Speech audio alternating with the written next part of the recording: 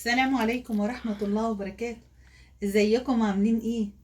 احنا قلنا بقى النهاردة نعمل أكلة سمك قبل ما يهل علينا شهر رمضان المعظم. كل سنة وانتم طيبين، ويعيدوا يا رب علينا وعليكم وعلى كل المسلمين أجمعين بخير يا رب العالمين. طبعا احنا بنعمل السمك النهاردة علشان خاطر شهر رمضان لما بنيجي بنقعد ناكل فيه ايه؟ ناكل فيه كل الاكلات ولحد ما نوصل بقى ونبقى زهقنا من كل الاكل على اخر شهر رمضان، فنقول تعالوا نعمل اكلة سمك. بصراحة السمك الايام دي جميل جدا، اي نعم غالي، ولذلك هتلاقوني جايبة ايه، كيلو سمك مكرونة اهو مغسول ومتنضف زي الفل اهو، وجبت كيلو ونص سمك دنيس. شايفين جماله؟ طبعا متنضف. تعالوا بقى هقول لكم الكل بيعمل سمك بس مش بالخلطة بتاعتنا الجميلة. تعالوا شوفوا سر تكات الايه الخلطة بتاعت حشوة السمك. شوفوا مقادير الخلطة بتاعت السمك. احنا هو عندنا معلقة توم مهروسة اهي، وعندنا معلقة هريسة، وعندنا معلقة بصل مبشور، وعندنا معلقة كزبرة برضو مقطعينها صغيرة خالص، وعندنا معلقة كبيرة كده بشر جزر. هنحط عليها بقى التوابل بتاعتنا ايه. انا ما بحبش بصراحة اجيب توابل السمك الجاهزة، بعملها انا بايدي.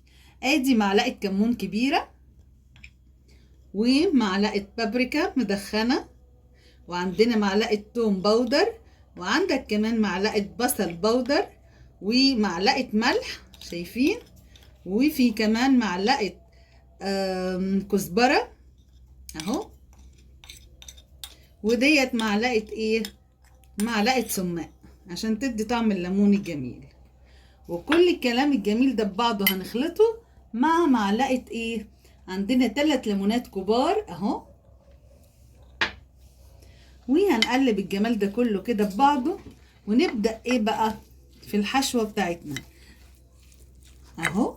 هنمسك بقى ايه سمكاية سمكاية نحشيها بالجمال بتاعنا ده. شوفوا جمال الخلطة، ايه رأيكم فيها؟ وريحتها مش هقول لكم عليها، وده اللي بيميز الخلطة بتاعتنا بتاعت السمك عن اي خلطة تانية. يلا نحشي السمك. وزي ما احنا شايفين كده خلصنا تتويم السمك. طبعا هنسيبه كده، هو هنغطيه الاول بالاسترتش وهنسيبه كده في التلاجة لمدة ساعتين يتشرب من التتبيلة الجميلة دي. ولو ما فيش وقت على طول طبعا هنقلي، والتتبيلة دي اوريدي هتتغلغل فيه من كتر الليمون والسماق والخل والتوابل بتاعتنا الجميلة. وهنعمل رز الصيادية بقى بالبصل. انا جبت بصلاية كبيرة، حطيت الاول في الحلة شوية زيت، وهنزل فيها البصلاية، وطبعا انا هحمر البصلاية دي لحد ما تغمق عندي عشان تطلع الرز بتاع الصيادية الجميل. وتعالوا نشوف التكات بتاعة الرز بالصيادية او رز الصيادية بتاع السمك المقلي هيكون شكله ازاي معايا. هنحمر كده البصل كويس جدا لحد ما ايه البصلة بتاعتي تبقى لونها بني. وزي ما احنا شايفين اول ما هيوصل البصل معانا للون ده هنزل عليه بكتل المية السخنة. مية، احط مية على قد ايه، على قد الرز بتاعي اللي انا مستخدمه.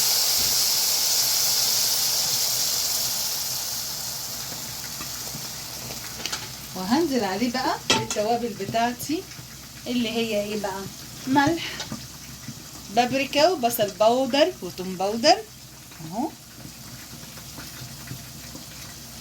وشويه من التتبيله اللي كنت عاملاها للايه، للسمك بتاعي اهي.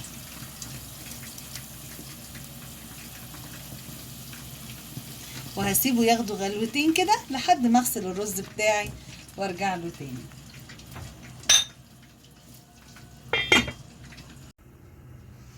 وطبعا زي ما احنا شايفين كده ادي خلاص البصل بالميه بالبهارات اللي احنا حاطينها ايه اتظبطت. هنزل بقى الرز بتاعي اهو، كوبايتين الرز اللي انا عايزه اعملهم.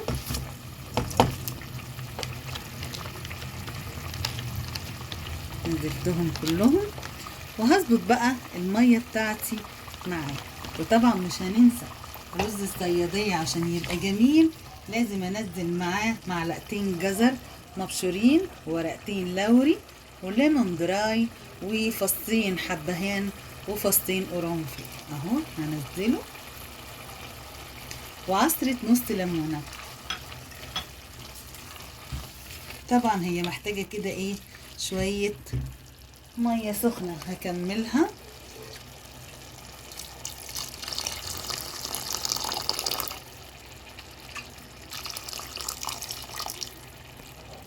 وهنسيب الايه الرز بتاعي بمجرد ما هيتشرب هوطي عليه واحط له الايه بقى الصوص اهو. اديها تقليبه كده.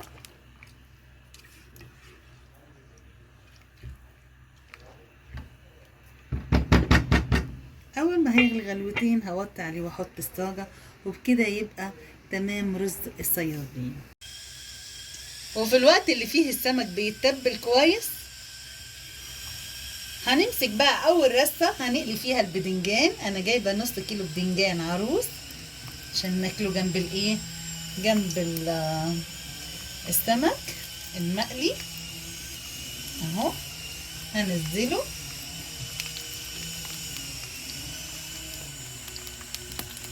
واغطي عليه الايه واوطي عليه بمجرد بس ما ايه ما الزيت يغلي كويس مع البدنجان عشان احصل على بدنجان طري مقلي جميل كده. ودي بقى اخر مرحله اللي احنا هنمسك فيها الايه السمك نقليه.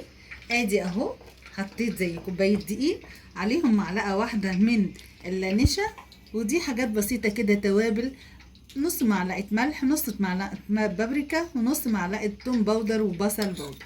هنزل الكلام ده كله على الدقيق بمعلقتين النشا وهقلبه كويس جدا كده.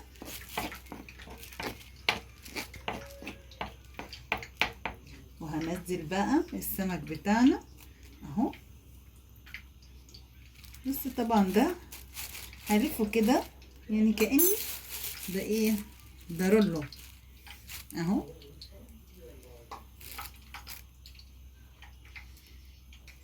شايفين دوم وريحته مش هقول لكم عليها ايه اهو. برول ليه كده عشان خاطر يحتفظ بالحشو جواها ما يخرجهاش بره. وبعد ما هرول السمك بتاعي المكرونه هجيب طبق، الطبق ده هحط فيه معلقه من الايه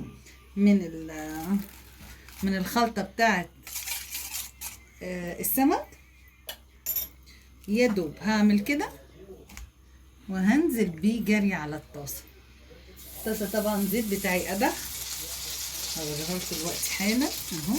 يا دوب هعمل كده وهنزل جري على الطاسه عشان ايه يطلع لي السمك بتاعي مقرمش زي اللي باكله من الشارع اهو.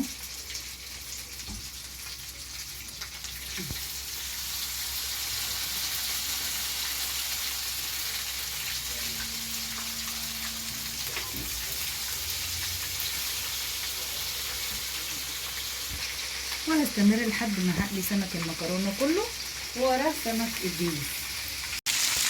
شايفين السمك وجماله وهو بيتقلي؟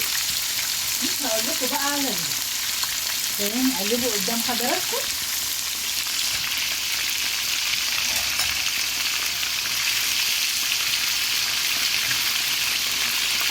شايفين اللون؟ هوريكم اللون بتاعه اول ما هيطلع.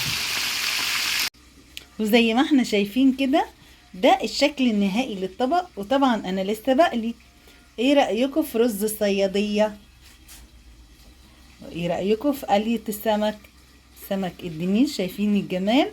وادي السمك المكرونة وعملنا جنبيه طبق مخلل بدنجان. ايه رأيكم؟